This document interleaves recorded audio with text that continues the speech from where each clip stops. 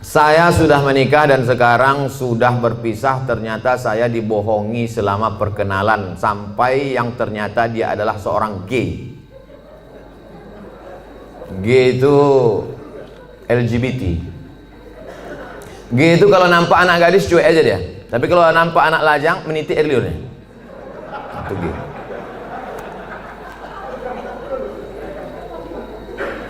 Yang paling banyak gay ini di Thailand. Makanya di sana ada musabaqah gay. Namanya Lady Boy. Muka lady, kaki boy. Yang paling hebat merubah buah-buah ini itu di Bangkok. Bisa dirubah orang itu, jeruk itu manis luar biasa. Bisa dirubahnya apel, bisa dirubah genetika tanaman bisa mereka buat. Bisa itu limau jeruk manis itu tak berbiji dibuatnya. Tapi yang lebih hebat, bisa orang pun tak berbiji dibuatnya. Itulah hebat. Luar biasa mereka. Ini gini. Oke, kita lanjutkan. Hati saya hancur Pak Ustaz. Jangankan ibu, saya pun ikut merasakannya. Coba, saya ini udah sampai pada level bisa merasakan perasaan orang lain. Bagaimana perasaan seorang perempuan dianggapnya inilah akan menjadi imam dia, ternyata pas disuruh jadi imam, bang kau jadi imam, aku aja lah. Gimana perasaan dia? Dah, mohon Ustadz beri doa membuat hati saya tenang dan ikhlas atas diri saya. Adakah yang terjadi di dunia ini di luar kuasa Allah? Saya tanya sekali lagi, adakah yang terjadi di dunia ini di luar kuasa Allah? Kalau ada yang mengatakan ada yang terjadi di luar kuasa Allah, berarti Tuhan itu dua. Ada Tuhan baik, ada Tuhan buruk. Berarti dunia ini tak pernah aman, karena Tuhan baik sama Tuhan buruk ini berkelahi. Lau kana fihi ma'alihatun illallah la fasadata. Seandainya di langit dan di bumi ini ada Tuhan selain Allah, maka sudah lama dunia ini hancur. Oleh sebab itu segala sesuatu terjadi atas kehendak dan kuasa Allah. Langkah, rezeki, pertemuan, maut, kuasa Allah. Itu maka kaca spion itu kecil dibuat, kaca depan itu besar. Supaya apa? Supaya kita lebih banyak melihat ke depan daripada melihat ke belakang. Ada mobil yang kaca spionnya sebesar kaca depan? Tak ada. Masa lalu itu tengok sekali-sekali aja. Tengok, habis. Kita lebih banyak menatap masa depan. Begitu banyak masa depan di depannya. Yang senyum tak pula bisa nampak mana yang senyum mana yang tidak. Itu sedapnya ceramah musim corona nih. Oleh sebab itu Bapak Ibu yang dimuliakan Allah Subhanahu wa taala, yakinkan bahwa ini adalah sudah selesai, tatap masa depan, maka kita berharap, tidak ada tempat berharap kecuali kepada Allah. Kalau kita emosi, marah-marah, ngamuk-ngamuk, itu meledak-ledak. Marah itu apa definisi marah? Definisi marah itu adalah darah dalam jantung yang mendidih, menggelegak ke atas, mengamuk, mata memerah, bawaan emosi. Tapi kalau dia ditahan, kita tidak marah, muncul sedih. Kalau diluapkan, marah. Kalau tak dilepaskan, sedih. Maka tidak ada yang bisa menghilangkan marah dan sedih kecuali ridha menerima takdir ketetapan Allah Subhanahu wa taala. Itu bagian dari takdir Allah. Karena ibu kan sudah usaha dulu, sudah kenal dengan baik. Ditengok badannya gagah, berotot, kumis melintang. Kan belakangan baru tahu dia melambai. Artinya sudah usaha. Oleh sebab itu ini sudah di luar dari kemampuan kita sebagai manusia. Maka kita yakin bahwa ada Allah yang mengatur kehidupan. Ada Allah yang mengatur pertemuan. Ada Allah yang mengatur itu semua. Maka banyakkan ibadah. Apa kata Allah dalam Al-Quran? Falya'budu rabb hadzal bait. Banyak-banyaklah kau beribadah kepada Allah. Kalau kau banyak beribadah kepada Allah, at'amahum min ju'. Kalau kau lapar dikasihnya kau makan. Wa amanahum min khauf. Kalau kau cemas dihilangkannya rasa cemas dari dalam hatimu. Hidup ini kalau dipikirkan cemas, berkunang-kunang kepala, sampai jam 2 malam mata tak tidur, nama penyakitnya insomnia, pergi nemui psikolog, psikiater, Pak psikolog saya punya masalah, sudah 2 malam tak tidur-tidur. Psikolog tuh ngangguk-ngangguk aja, psikiater tuh ngangguk-ngangguk aja, diambilnya kertas resep dikasihnya. Ini makan sebelum makan, ini makan setelah makan, ini makan setengah makan, ini makan 3 kali, ini makan 2 kali. Nengok itu bertambah pula beban kepala kita. Kalau hidup ini cuma untuk tidur aja, dikasihnya pil tidur. Begitu kita makan, hilang. Begitu dosisnya habis, kumat lagi. Tidak ada cara kecuali banyak beribadah kepada Allah. Idza sa'alta fas'alillah, minta tolong kepada Allah. Tapi ke Makkah nggak bisa Pak Ustaz. Saya mau berdoa di samping Ka'bah nggak bisa Pak Ustaz. Aqrabu ma yakunul 'abdu min rabbih wa huwa sajid. Orang paling dekat dengan Allah ketika sedang bersujud. Allahu Akbar. Saat sujud itulah mengadu kepada Allah. Jangan adu ke kawan. Ngadu ke kawan habis ditumpahkan, besok jadi lawan dibukakannya di medsos. Selesai, tamat riwayat. Mengadu kepada Allah Subhanahu wa taala, meneteskan air mata. Tak ada tempatku mengadu kecuali Engkau ya Allah. Tak ada tempatku minta kecuali Engkau ya Allah. Tolong aku ya Allah. Hasbunallah wa ni'mal wakil, ni'mal maula wa ni'man nasir. Sulitkah bagi Allah mengatur kehidupan kita? Innama amruhu iza arada syai'an ayakula lahu kun. Mudah bagi Allah. Lalu kenapa dibuatnya hidup kita ini sulit? Dia ingin melihat kita merintih di tengah malam bermunajat melelehkan air mata. Itu yang diinginkan Allah dari hambanya yang dia sukai. Oleh sebab itu, tanamkan dalam diri kita, aku dicintai Allah, aku disayangi Allah, aku disukai Allah. Allah menyelesaikan setiap perkaraku, Allah memperhatikan aku, Allah melihat aku, Allah mengatur kehidupanku. Setiap hari dikatakan itu. Makanya selesai sholat kita katakan, la ilaha illallah wahdahu la syarikalah, lahul mulku wa lahul hamdu, yuhyi wa yumiit wa huwa ala kulli syai'in qadir. Hukuman apa sebenarnya untuk seorang homoseks di dunia dan di akhirat?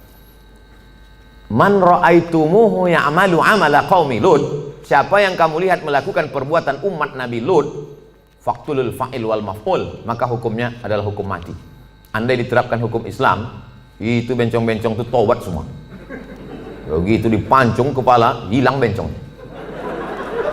Hai katanya, begitu dipancung satu, hai. Tapi tak bisa itu kita laksanakan. Berapa ceramah saya yang dibully oleh bencong-bencong karena ceramah saya tegas, tapi saya tak peduli. Kalau ada yang gini-gini kan ceramah saya, itu banyak bencong. Kalau jantan tentu berani dia langsung kan. Bagaimana hukumnya orang yang telah melanggar sumpah atas nama Allah?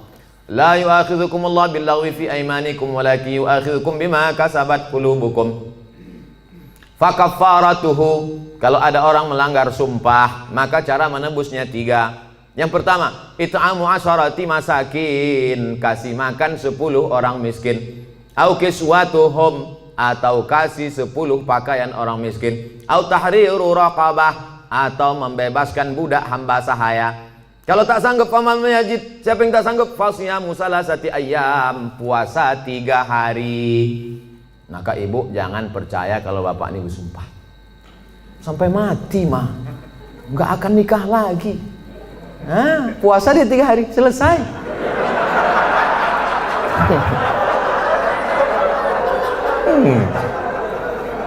Jadi saya ketemu sama bapak-bapak, bapak-bapak, Ustadz, aku dulu Pak Ustadz sudah bersumpah aku sama biniku, aku tak akan, walaupun kau mati meninggal dunia, aku tak akan nikah lagi sampai mati. Terus ini istri bapak, iya 3 hari dia meninggal, nampakku yang lain katanya.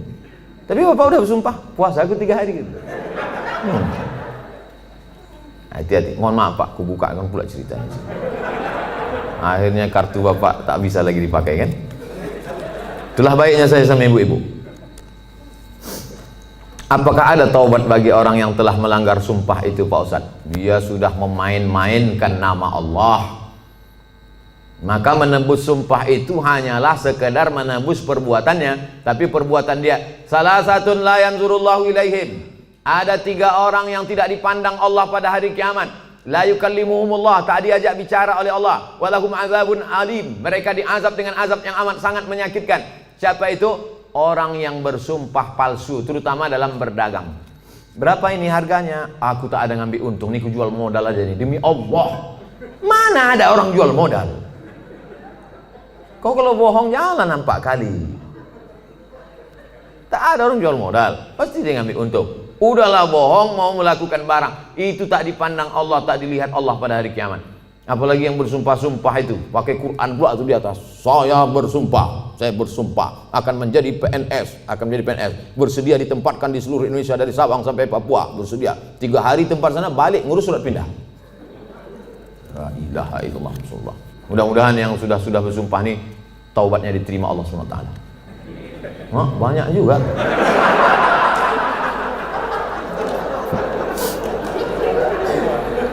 Yang udah berlalu apa boleh buat? Illa man taba, kalau dia bertaubat, wa amana, beriman, wa amila amalan salihah, taubat nasuha, beriman dengan baik, beramal soleh. Ulaika yubaddilullahu sayyiatihim hasanat, maka semua yang buruk-buruk, dosa-dosa yang jelek-jelek dulu, insya Allah diganti Allah dengan yang baik-baik. Taubat, taubat, taubat. Mandi taubat, macam mandi wajib, basah semuanya. Kalau tak ada air, keran mati listrik, pergi ke Sungai Deli, terjun di situ. Insya Allah kalau dapat yang dalam itu bukan cuma dosa hilang, kau hilang sekalian. Setelah itu sembahyang sunat-sunat taubat, usolli sunnat taubat, raka'ataini lillahi ta'ala, Allahu Akbar, iftitah, habis itu Fatihah, habis itu ayat terserah. Apa terserah ayatnya? Qul huwallahu ahad, kata malaikat. Kau sembahyang taubat pun qul huwallahu juga. Panjanglah sedikit. Bagaimana keadaan orang yang melanggar sumpah jika dia meninggal sebelum taubat, Pak Ustadz? Orang yang mati berdosa, dalam keadaan membawa dosa, mati dia, maka dia masuk neraka dulu, singgah, dicuci, diobok-obok dulu neraka. Panas neraka itu Pak Ustadz, diletakkan batu kerikilnya di tapak kaki, mendidih otak di kepala. Berapa derajat tuh Pak Ustadz? Udah begitu panasnya kau tanya juga lagi derajat? Ya belau ka'baihi, sampai ke mata kaki, yaghli biha dimauhu, hadis riwayat Bukhari, mendidih otak di kepala. Makanya selalu doa kita, Rabbana atina fid dunya hasanah wa fil akhirati hasanah wa qina azabannar. Insya Allah semua yang hadir ini masuk surga, tak singgah di neraka. Bagaimana pandangan Ustadz ketika seorang pemimpin bertutur kata tak santun, tak bertata krama kepada bawahannya, padahal hakikatnya seorang pemimpin itu harusnya bisa menjadi panutan bagi orang yang dipimpinnya. Kalau kita tak suka, saya kebetulan tidak pimpinan, tapi dulu pernah juga jadi dosen. Satu semester itu kadang 10 kelas, satu kelas itu isinya 30 orang, jadi saya memimpin 300 orang. Jadi saya sampaikan di pertemuan pertama, adik-adik mahasiswa sekalian, saya ini orangnya tak suka marah-marah, ngamuk-ngamuk, caci maki, sumpah serapah. Saya punya aturan-aturan, nilai saya ambil 40% dari mid semester, 40% dari UAS, ujian akhir semester. Ini saya bagi ada 13 makalah. Pertemuan pertama tatap muka, perkenalan, orientasi. Pertemuan nanti berikutnya adalah presentasi makalah. Kalau kalian sedang tidak mood, sedang malas, jangan datang ke kampus, karena aku tak bisa menengok kalian main-main di dalam, main HP. Nah, saya kasih tahu, kalau kalian tak siap makalah, jangan kalian datang. Kalian buat izin, kalian bisa telepon saya, bisa kirim WhatsApp saya. Nah, kita kasih tahu dari awal. Kita yang paling tahu tentang diri kita, apa yang membuat kita marah. Kalau kita pula mau mengasih tahu dia, kasih tahu dengan baik. Jangan kita marah kepada ini, kita lampiaskan ke sini. Qaulun ma'rufun, ucapan yang baik, wa maghfiratun, pemberian maaf, khairun, lebih baik. Pimpinan juga tak bisa marah-marah. Apa titel Bapak tuh? Mudah marah. Nah, oleh sebab itu maka, tapi pemimpin tak boleh pula tak marah. Karena kalau pemimpin tak ada marah, makanya ada punishment, ada hukuman, ada SP1, ada SP2, ada SP3. Mesti ada ketegasan, mesti ada disiplin. Saya tak suka juga setelah pengajian ini, terserah kalian lah, mau kerja tak apa. Aku udah kuserahkan semua pada Allah. Tak betul. Nah, jadi sebetulnya Islam itu meletakkan sesuatu pada tempatnya. Jadi jangan bayangkan Nabi itu tak pernah marah. Nabi pernah marah. Naik dia ke atas mimbar, merah wajahnya, merah matanya, marah dia. Jadi Nabi itu menempatkan sesuatu pada tempatnya. Salam dia, assalamualaikum warahmatullah. Ditengoknya banyak yang tak sholat berjamaah, marah Nabi. La uharriqanna alaihim buyutahum, ku bakar rumah mereka yang tak sholat ke masjid, kata Nabi. Marah. Mana mungkin bakar gitu ucapannya tak marah. Siapa yang tak ke masjid ku bakar. Marah. Nah, cuman marah pada tempatnya. Ini banyak orang sekarang kan tak menempatkan sesuatu pada tempatnya. Orang yang menempatkan sesuatu pada tempatnya namanya adil. Lawan dari adil zalim. Jadi kalau kita marah-marah aja sama orang, itu zalim. Bermasalah di rumah, marah ke security, itu zalim. Apa pula aku yang salah kata security? Awas kau kutuntut di akhirat nanti. Apakah benar apabila suami memakan penghasilan istri hukumnya haram? Bapak punya gaji, ibu punya gaji. Ibu punya gaji, bapak punya gaji. Sama-sama punya gaji. Bedanya apa? Dalam gaji bapak ada hak ibu, namanya nafkah. Dalam gaji ibu tak ada hak bapak. Setuju? Kuat mereka. Dalam gaji bapak, sama-sama bergaji 5 juta. Bapak 5 juta, ibu 5 juta. Dalam gaji bapak itu ada hak ibu, 5 hak ibu. Pertama makan, kedua pakaian, ketiga tempat tinggal, keempat pendidikan, 5 perhatian. Hak ibu, kewajiban bapak. Tapi ibu bisa bekerja karena izin bapak. Izinnya pun bukan karena keterpaksaan. Bang, aku kerja ya, kalau tidak awas bang. Tidak bisa juga. Oleh sebab itu ibu punya gaji, ibu punya warisan, ibu punya pendapatan, ibu punya kos-kosan, ibu punya mobil, ibu punya sudaku, ibu punya kocan, ibu punya angkot, ibu punya motor, itu milik ibu. Kalau ibu meninggal, 50% untuk bapak. Kalau ada anak, 25%. Artinya ibu punya harta. Lalu kemudian ketika ibu mau bersedekah, ibu tidak minta izin ke bapak. Sebetulnya ibu tak perlu minta izin karena itu punya ibu. Tapi ibu sebagai orang yang beretika, bermoral, berakhlakul karimah, ibu ngomong, kulo nuwun kata orang Jawa, bang, aku mau menyantuni anak yatim di sana. Jadi duit gajiku ini ku pakai. Bapak tinggal ngangguk aja. Gitu. Dan ibu tak boleh bertentang tenteng. Kau mau kemana? Aku mau menyantuni anak yatim di sana. Coba kau tanya, ini kan gaji aku. Nah, pertanyaannya, apakah haram bapak memakan hasil gaji ibu itu? Harta bapak berpindah kepada saya sebab apa? Jual beli. Sebab apa? Pinjam meminjam. Sebab apa? Sodakoh. Sebab apa? Infak. Sebab apa? Wakaf. Bisa duit ibu itu berpindah ke bapak, apa sebabnya? Akadnya itu apa? Sodakoh.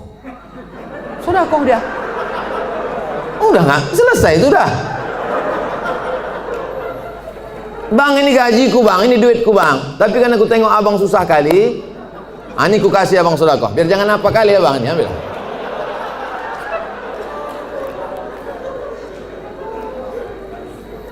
Assalamualaikum Ustaz.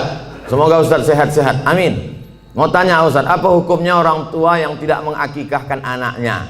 Apakah masih bisa apa hukumnya orang tua tak mengakikahkan anaknya?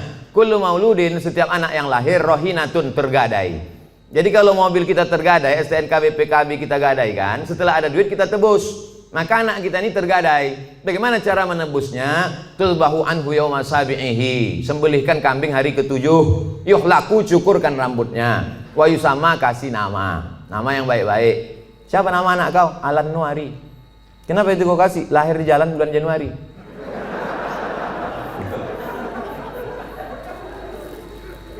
Kasih nama yang baik-baik, cukurkan rambutnya karena itu rambut kotor di dalam. Lalu kemudian sembelihkan kambing hari ke-7. Tak ada duit hari ke-7, hari ke-14. Tak ada duit hari ke-14, hari ke-21.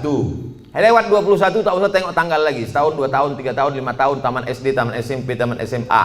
Tapi kalau dia udah semester 2, hanya potong kambing aja. Tak usah potong rambut lagi. Tak pula diayun pakai marhaban.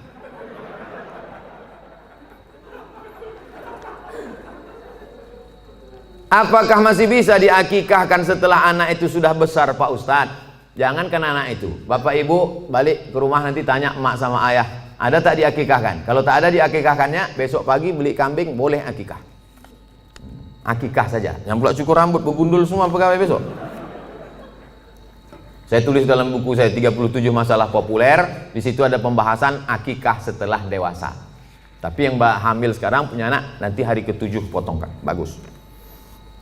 Bolehkah zakat harta dan sedekah diberikan kepada adik kandung yang beda ibu status adik saya? Tidak boleh memberikan zakat kepada orang yang wajib dinafkahi. Bapak, Mama, ini 5 juta zakat abang sekaligus belanja kita bulan ini. Bapak wajib menafkahi ibu, maka bapak tak boleh berzakat kepada ibu. Tapi ibu boleh berzakat ke bapak. Itu bedanya. Ibu boleh berzakat. Bang, ku tengok abang udah agak-agak fakir miskin nih bang. Nah, jadi bang itu zakat. Tengok susah kali kau bang. Nah, ini pakai lain. Ini gaji ku bulan ini. Ibu bergaji sebulan 10 juta. 1 juta 25.000, 2,5%. Jadi kalau 10 juta 250.000. Nah, ini zakatku bang 250, yang 750 ini sedekah. Adapun infak nanti ku tengok prestasi abang.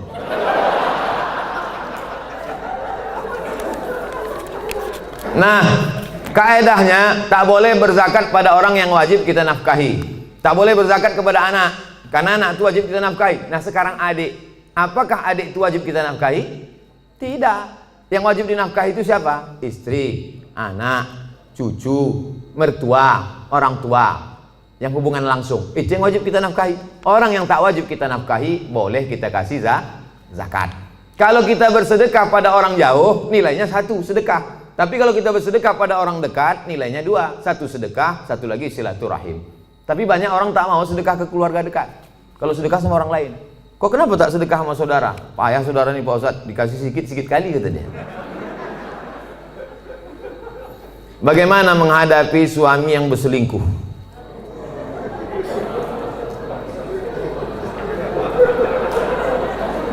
Udahlah dikasih zakat, berselingkuh pula. Ilaha illallah. Parah kali orang Medan ya. Ibu punya wali 6 orang. Jadi bukan ibu memanggil bapak itu dengan membawa centong, sini bang, bukan gitu. Ibu punya wali 6 orang. Pertama ayah, yang kedua atuk opung, yang kedua abang ayah, yang ketiga adik ayah, yang keempat abang. Yang pertama ayah, yang kedua datuk opung, yang ketiga abang, yang keempat adik laki-laki, yang kelima abang ayah, yang keenam adik ayah. 6 wali ibu itulah yang menyelesaikan ini. Maka dipanggilnya lah, setan sini kau sebentar. Orang berselingkuh itu mesti gitu manggilnya. Tak pula kita panggil kepada menantu kami silakan datang. Mana ilah tengkuk dia. Kalau ada yang polisi, tentara situ, cabutkan pistol, letakkan di atas meja itu, pang, letakkan, biar tahu dia. Walaupun tak ada pelornya. Ku dengar kau udah selingkuh. Kemarin tertangkap screenshot SMS. Ini dia kan, ini foto perempuan kan. Kau jangan macam-macam. Kau berhenti selingkuh. Kalau kau tak berhenti, jadi kasih dia mop, di mop dia sikit. Habis itu berhenti. Iya pak, aku stop nih. Ada berhenti dia. Tinggal lagi ibu. Mau ibu menerima barang second nih?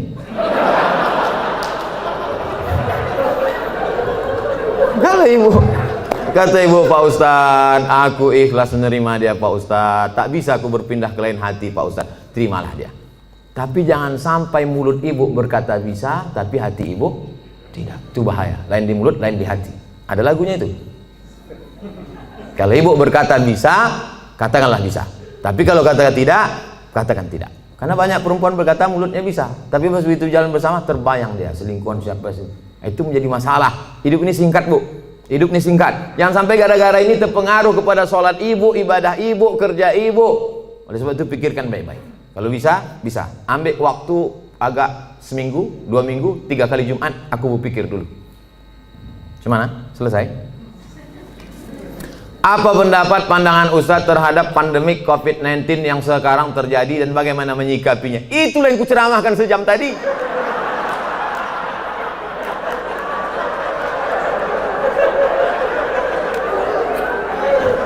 Itulah yang kucakapkan dari tadi. Mungkin pertanyaan ini ditulis sebelum tadi datang diserahkan ke panitia. Jadi sebetulnya sudah terjawab. Kalau tak terjawab juga, tinggal tonton aja Ustadz Abdul Somad official channel. Subscribernya udah 1 juta. Mana tahu nanti dicarinya yang mana channel itu yang ada 1 juta subscriber. Jika kita mengetahui bahwa pasangan hidup kita telah mengikuti ajaran Syiah, apa yang harus kita lakukan? Apa hukumnya? Perbedaan kita dengan Syiah ini 5. Yang pertama, Syiah wajib mengimani imam 12. Sedangkan rukun iman kita 5. Antumina billah wa malaikatihi wa kutubihi wa rusulihi wa yaumil akhir wa biqadri khairihi wa syarrihi. Sedangkan dia ada rukun imannya lagi, beriman kepada imam yang ke 12 imam. Siapa yang tak percaya kepada imam 12 kafir. 2, mereka mencaci maki sahabat Nabi. Karena kata mereka setelah Nabi meninggal itu mestinya penggantinya Sayyidina Ali. Lalu kata mereka Abu Bakar dengan Umar itu merampas khilafah Ali. Dan sahabat yang lain diam melihat kebatilan. Maka sahabat-sahabat Nabi itu kata mereka kafir. Yang ketiga, kata mereka ada Quran yang disebut dengan Mushaf Fatimah. Tebalnya 3 kali lipat daripada Quran ada kamu sekarang. Kenapa buktinya musabaqah tilawatil Quran mereka pakai Quran yang ada sekarang? kata mereka sebelum Imam Al-Qaim, mereka menunggu imam yang ke-12. Imam yang ke-12 itu katanya bersembunyi di Sirdab, di bukit di Irak, dalam terowongan. Itu mereka tunggu-tunggu, belum keluar lagi. Nanti kalau keluar imam yang ke-12 itu, dibawanya kitab yang asli, sementara yang asli itu datang, pakai aja yang KW ini dulu, kata dia. Yang keempat, mereka ada meyakini namanya taqiyah. Taqiyah itu kalau di tengah orang ahlu sunnah, pura-pura dia ahlu sunnah. Kalau di sini banyak Muhammadiyah, pura-pura dia Muhammadiyah. Kalau di sini banyak Al-Wasliyah, pura-pura dia Al-Wasliyah. Kalau di sini banyak NU, pura-pura dia NU. Kalau di sini banyak ahlu sunnah, dia bilang Sunni. Kau ini Syiah apa Sunni? Aku Sunni. Kalau kebetulan banyak Syiah, kau sunnah apa Syiah? Aku Syiah. Kalau kebetulan situ 50-50, kau sunnah apa Syiah? Aku Susi. Susi, sunnah Syiah. Yang kelima, mereka ini menghalalkan nikah mut'ah. Nikah mut'ah itu bagian dari akidah keyakinan. Mut'ah itu artinya enak. Mut'ah itu artinya nikmat. Nikah mut'ah itu nikah kontrak. Jadi boleh nikah kontrak. Aku nikah mut'ah sama engkau dari jam 5 pagi sampai jam 5 sore dengan mahar 50.000 tunai. Sah. Dalam Islam tak boleh nikah mut'ah. Oleh sebab itu inilah perbedaan, 5 perbedaan menurut Syekh Ali Jum'ah, ulama besar. Kita berpegang teguh dengan ahlus sunnah wal jamaah. Kalau ada suami ibu atau istri bapak yang ikut golongan ini, ajak dia balik, bawa dia ke ketua MUI, bawa dia ke dokter Ardiansah, Sekum MUI, supaya diceramahi dia, dibalikkan kepada ahlus sunnah wal jamaah. Karena tak mungkin bisa bersama. Antara NU Muhammadiyah masih bisa, antara Al-Wasliyah dengan Muhammadiyah masih bisa, karena masih sama ahlus sunnah wal jamaah. Apakah sah sholat jika kita tak tahu arti bacaan sholat tersebut?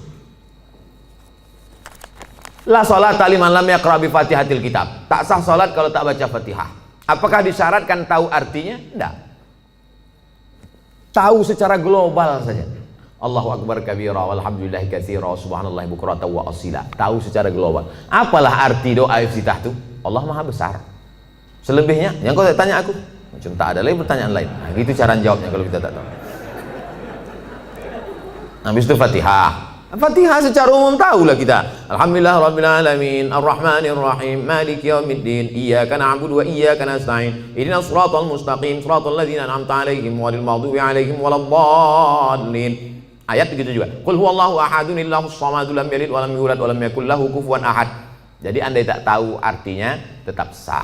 Tapi kita berusaha untuk tahu. Maka belilah Quran yang ada terjemahnya. Ada terjemahnya, ada tajwidnya, ada asbabun nuzulnya, ada tafsirnya.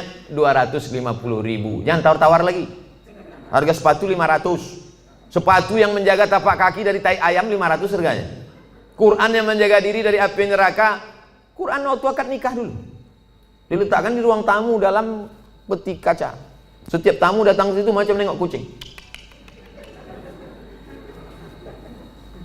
Mana yang lebih diutamakan, ibu atau istri?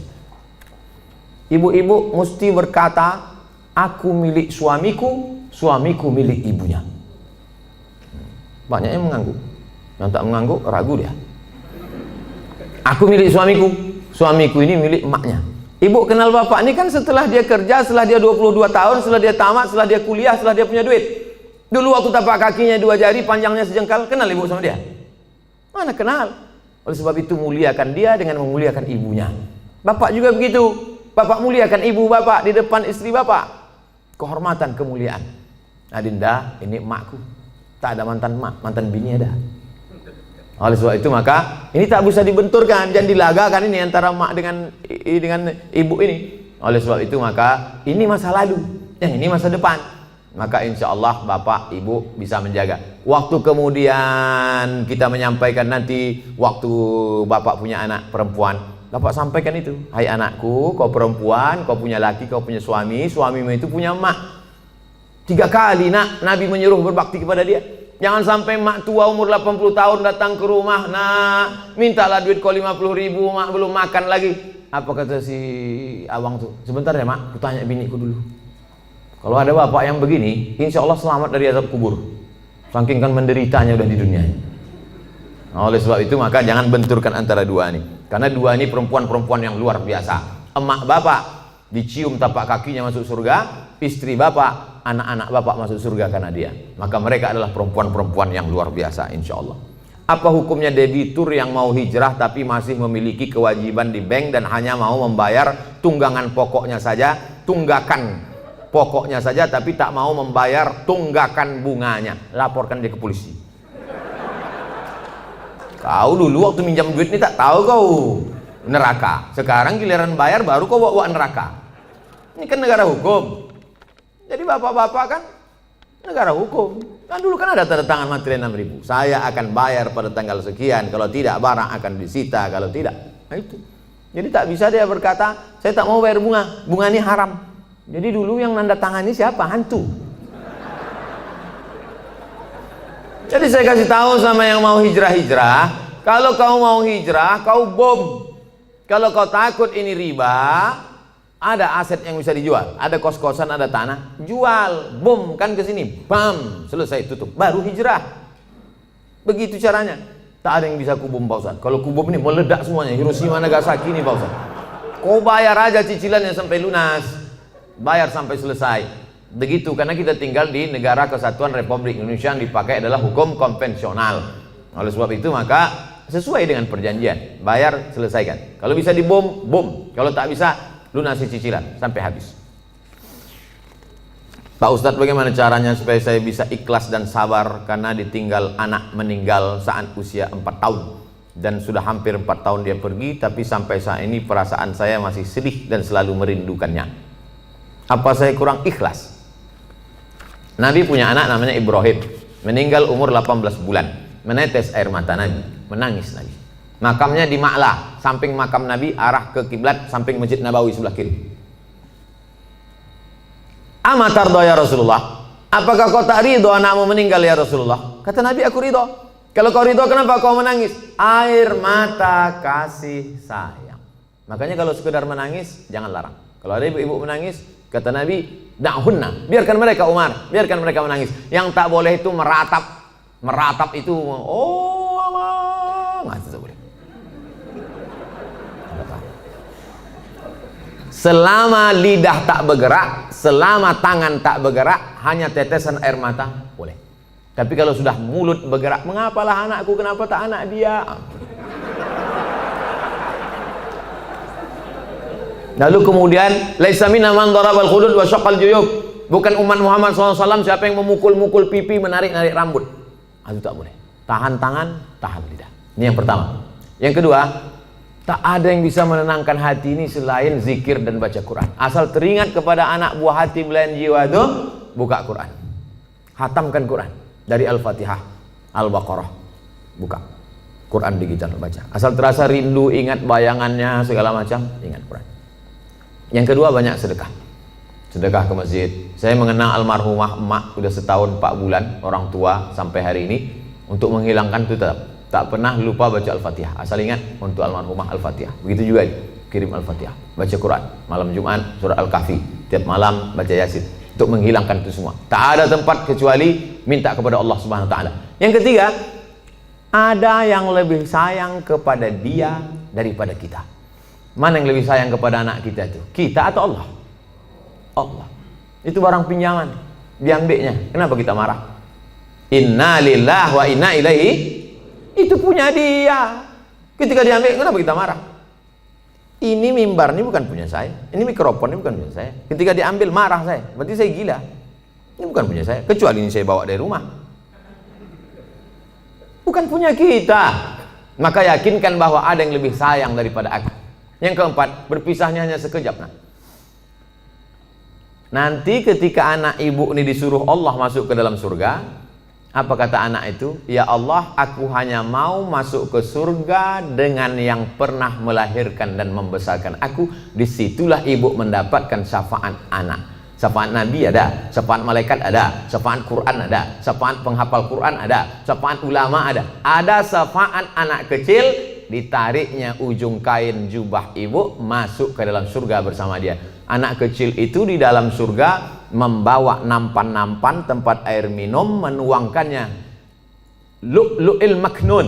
Mereka itu seperti permata berkilau cahaya terbang ke sana kemari. Dia menjadi pelayan-pelayan surga karena mereka tak ada dosanya sama sekali. Yang kelima, Ada yang lebih tinggi daripada amal soleh, zakat, puasa, infak, wakaf, haji mabrur, dan jihad. Apa itu yang paling tinggi? Ridha. Orang yang sudah masuk surga itu ditanya Allah, kalian sudah dapat semua kenikmatan surga, apa yang belum? Ada satu ya Allah. Apa itu? Ridhakah? Kata Allah, yang dapat ridhaku cuma satu. Siapa dia? Orang yang ridha menerima ujianku. Ibu ridha menerima ujian ini, sabar ibu, maka ibu adalah orang yang masuk ke surga bersama anak itu. Mudah-mudahan kita semua sabar menerima ujian Allah Subhanahu wa taala. Amin. Ala hadhihi niyyah al-Fatihah. A'udzubillahi minasyaitonir rajim. Bismillahirrahmanirrahim. Alhamdulillahirabbil alamin. Arrahmanirrahim. Maliki yaumiddin. Iyyaka na'budu wa iyyaka nasta'in. Ihdinas siratal mustaqim, siratal ladzina an'amta 'alaihim ghairil maghdubi 'alaihim waladdallin. Amin. La tada'lana dzamban illa ghafartah. Pulang kami dari majelis ini dalam keadaan bersih dari dosa-dosa ya Allah. Wala aiban illa satartah. Tutupi cacat aib kami di hadapan-Mu, di hadapan manusia semua ya Allah. Wala maridan illa syafaitah. Ada yang sakit, maka sembuhkan dari penyakitnya ya Allah. Wala raghiban illa anjabatah. Yang belum punya anak, berikan anak yang soleh dan solihah. Wala mayitan illa rahimtah. Yang sudah meninggal dunia, lapangan kuburnya, terangkan barzakhnya, dan jadikan keluarganya termasuk orang yang sabar. Alladzina idza asabatuhum musibah, ketika musibah itu datang, lidahnya berkata inna lillahi wa inna ilaihi raji'un. Ulaika alaihim shalawatun min rabbihim wa rahmah wa ulaika humul muhtadun. Mereka yang mendapatkan rahmat kasih sayang Allah, mereka lah orang-orang yang mendapatkan hidayah. Allahumma dafa'na al-wala wal waba wal fasya wal riba wal zina wal munkar. Angkat malapetaka bencana, bil khusus wabah Covid-19 ini dari negeri kami, bil khusus dari Sumatera Utara ini ya Allah. Allah mawafiqna lima tuhibbuhu wa tardah. Tanamkan taufik dan ridhamu dalam hati kami supaya kami beramal dengan amal yang Kau cintai dan Kau ridhai ya Allah. Allah marzuqnal istiqamata ala syariatil gharra wa tariqatil bayda. Berikan kami istiqamah supaya kami mati dalam keadaan husnul khatimah. Allahumma ja'al akhir kalamina inda intihai ajalina. Ketika ajal kami sampai, saat malaikat maut mencabut nyawa kami, jadikan yang terakhir keluar dari mulut kami la ilaha illallah Muhammadur Rasulullah sallallahu alaihi wasallam. Rabbana atina fid dunya hasanah wa fil akhirati hasanah wa qina adzabannar. Wa sallallahu ala sayyidina wa maulana Muhammad wa ala alihi wa sahbihi wasallam walhamdulillahi rabbil alamin. Taqabbalallahu minkum minna wa minkum taqabbal ya karim. Selama lebih kurang 90 menit kita bersama, banyak tutur kata menyinggung perasaan tak berkenan di hati. Saya mohon maaf kepada Bapak Dewan Komisaris, Bapak-bapak Direktur, para karyawan, pegawai semuanya. Insya Allah kita semua selalu menjaga iman dan Islam. Mohon maaf, terima kasih. Wassalamualaikum warahmatullahi wabarakatuh.